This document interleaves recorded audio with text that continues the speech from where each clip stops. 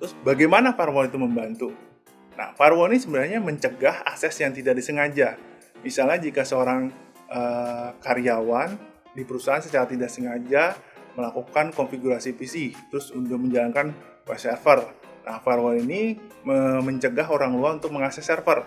Jadi dia udah ngeblocking dulu mana port yang bisa diakses dan mana juga IP address yang bisa diakses. Nah, itu bisa di-blocking oleh firewall. Dan juga dia juga bisa memblocking namanya layanan-layanan atau file-file tertentu yang tidak diketahui. Nah, itu jadi bisa menjadi suatu nilai keamanan. Terdapat dua bentuk pelindungan firewall, yaitu firewall untuk yang home ya. Di home itu maksudnya ketika kita menggunakan namanya router atau menggunakan ISP, berarti dia akan menyediakan suatu file modem DSL ataupun router. Nah, di router itu biasanya dia mengaktifkan firewall supaya tidak ada orang tertentu yang masuk ke jaringan kita. Nah, itu sebenarnya secara teknik, karena biasanya kadang-kadang orang teknisi dari ISP-nya udah melakukan konfigurasi itu. Hanya kita perlu memastikannya saja ya. Nah, terus ada lagi firewall untuk perangkat individu.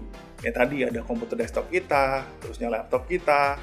Nah, terus ada lagi firewall yang digunakan untuk melindungi perangkat di dalam tempat tinggal. Misalnya kalau kita menggunakan jenis model alat tambahan, nah kita bisa mengaktifkan firewall ini. Jadi kalau kita membuat misalnya untuk file sharing nih ke dalam ke komputer lain, kita pastikan juga bahwa file tersebut hanya bisa diakses oleh komputer yang kita tuju. Terus dalam menghindari namanya cybercrime, kita bisa melakukan langkah-langkah intervensi lainnya, seperti misalnya menonaktifkan atau membatasi aplikasi yang berbagi. Misalnya kalau kita melakukan sharing atau remote desktop, nah kita bisa memberikan akses bahwa orang tertentu saja bisa mengaksesnya. Jadi kalau kalian contoh misalnya kan kalian menggunakan Google Drive ya misalnya. Nah, Google Drive itu kan ada kita melakukan sharing. Nah, sharing itu kan kita bisa pilih ya, orang itu sebagai viewer atau hanya sebagai pengakses doang. Tapi viewer itu kita bisa lihat. Kita bisa melihat hanya yang punya link atau yang tidak sama sekali. Nah, itu bagian dari salah satu pengamanan. Terusnya kita perlu menentukan nama manajemen remote. Remote ini ada dua ya, masih ada remote dari komputer ataupun perangkat. Nah, kalau remote komputer itu di dalam Windows misalnya Linux atau Mac pun ada namanya remote. Kalau kalian perhatikan, kalau dalam feature-nya di dalam komputer itu ada akses remote desktop. Itu kita bisa matikan. Kalau router pun juga untuk remote-nya bisa menggunakan telnet, bisa menggunakan SSH, ya kan, itu perlu dimatikan juga. Atau kita mengganti portnya. Nah, itu bisa salah satu cara untuk menghilangkan atau memberikan suatu pengaman tentang cyber. Terus, nah, yang terakhir adalah kita bisa kita biasakan namanya mengubah default login dari kata sandi, ya. Nah, loginnya biasanya kadang-kadang kalau kita pakai login atau password, ya, itu kan biasanya default ya admin misalnya, itu harus kita rubah.